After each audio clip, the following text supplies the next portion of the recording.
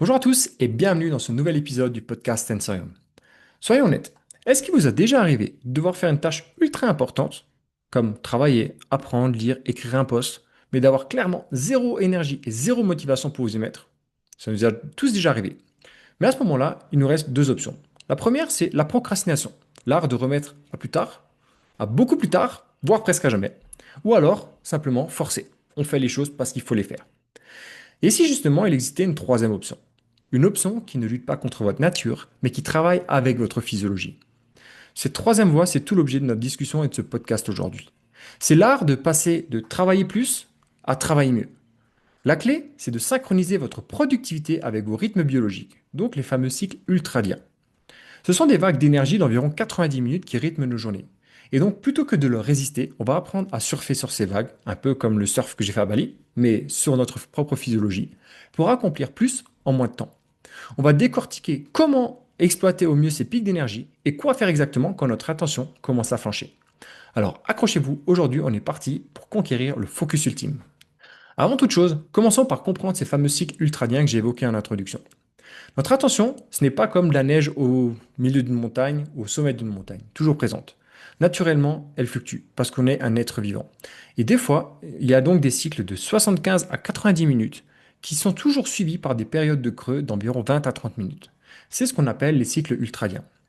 Et donc, essayer de lutter contre ça, c'est simplement ramer à contre-courant. C'est râler à contre-courant de notre propre physiologie et de notre propre fonctionnement. Donc avec nos journées de 8 à 10 heures de travail généralement, on peut penser qu'on devrait être productif pendant ces 8 à 10 heures et en continu. Et donc chaque pause est plutôt perçue comme une perte de temps. Et dans cette logique, avec les périodes de creux, serait donc contre-productive. Alors qu'en fait, c'est juste notre propre physiologie. Et justement, c'est tout le contraire. Parce que justement, ces creux, c'est même le secret même de notre performance et notre performance cognitive. Pour comprendre ça, il faut voir notre cerveau non pas comme une machine, mais comme un sprinter. Pendant 90 minutes de pic de performance, donc c'est la fameuse période du sprint, il brûle une quantité phénoménale d'énergie, donc du glucose et de l'oxygène, qui sont les deux carburants du cerveau. Il consomme à plein régime ses neurotransmetteurs les plus précieux pour le focus, à savoir l'acétylcholine et la dopamine. Et ensuite, au bout de 90 minutes, le sprinter il est à bout de souffle. Le creux qui suit, ce n'est justement pas une faiblesse, c'est juste une phase de récupération absolument essentielle. C'est le moment où votre cerveau permet de faire trois choses. D'une part, ça lui permet de recharger les batteries. À l'image d'un sprinter, comme son nom l'indique, un sprint, ça reste court et rapide. Il ne peut pas faire un sprint sur la distance d'un marathon. Et en fait, c'est pareil pour le cerveau. Il va pouvoir recharger ses batteries grâce à ces périodes de creux. Il refait le plein de glucose et régénère les stocks de neurotransmetteurs qui ne sont pas illimités. Ensuite, ces périodes de creux lui permettent également de nettoyer les déchets. Il évacue les résidus métaboliques créés par un effort mental intense. Et en troisième lieu, il va commencer la sauvegarde. C'est aussi pendant cette pause que votre cerveau commence à consolider ce que vous venez de faire et à transformer l'information en souvenirs utiles. Donc ignorer ce besoin de pause, c'est comme forcer un sprinter à enchaîner les 100 mètres, sans jamais s'arrêter et sans jamais respirer. Au bout d'un moment, il va commencer à s'épuiser, devenir plus lent et finalement, il va s'effondrer. Pour notre cerveau et notre productivité et notre attention, c'est exactement la même chose. Et justement, lorsqu'on commence à ignorer tous ces signaux, c'est là qu'on commence à tomber dans la procrastination, on commence à faire une erreur, une deuxième, une troisième, et on commence à les enchaîner. Et on se dirige tout droit vers de l'épuisement. Donc la première étape, c'est de devenir le propre détecteur de ces cycles. Pendant quelques jours, essayez simplement d'identifier au courant de la journée, lorsque vous avez vos périodes de productivité optimale, où vous sentez plein d'énergie, plein de focus, une bonne concentration, et à l'inverse, justement, lorsque vous pouvez identifier vos périodes un petit peu plus creuses, et justement la phase basse de la boucle qu'on a développée tout à l'heure. Notez ces moments et commencez à identifier vos propres fenêtres de productivité optimale qui peuvent évidemment varier selon les individus. Et une fois que vous avez identifié vos propres cibles de productivité, la stratégie elle est ultra simple. Structurez votre agenda et votre espace de travail sur des blocs de 75 à 90 minutes de focus intense, suivis de vraies pauses réparatrices. Et pendant ces blocs de travail, un seul objectif, éliminez toute distraction et soyez focus sur la tâche à réaliser. Et pendant la période de récupération, faites une vraie période de récupération et n'hésitez pas à explorer l'ennui, un sujet qu'on a développé sur un podcast précédent.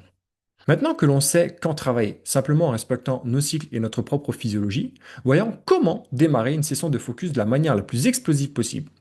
Pour ça, on va s'intéresser à notre meilleur allié, la dopamine. C'est le neurotransmetteur qui nous dit go, de la motivation, de l'envie et de se mettre à la tâche.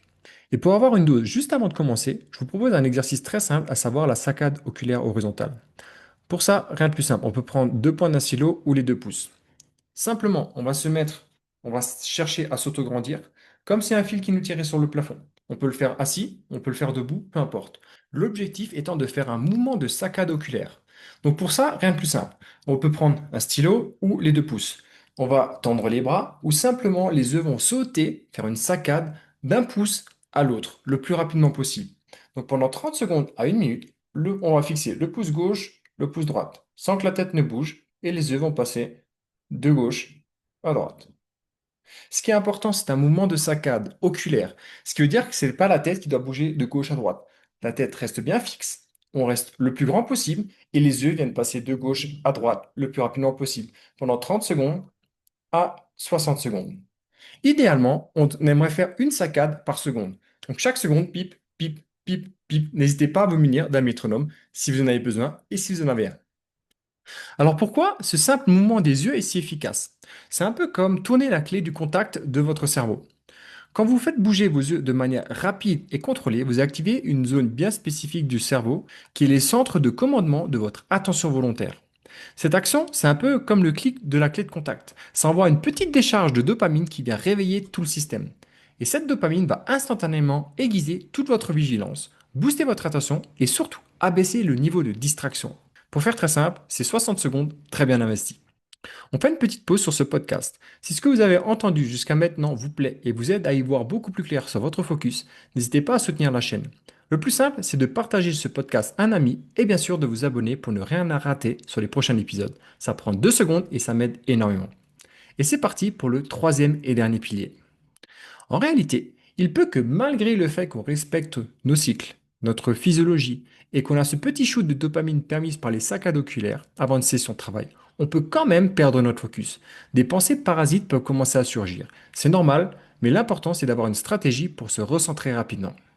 Le plus efficace, lorsque vous sentez que votre esprit commence un petit peu à vagabonder, que vous pensez à la liste de courses plutôt que le travail à réaliser, et que vous passez d'une idée à l'autre sans vraiment réussir à vous concentrer sur la tâche principale, essayez un autre exercice oculaire, mais cette fois-ci, on va passer sur une fixation oculaire consciente pendant une durée courte d'environ 30 secondes à 60 secondes.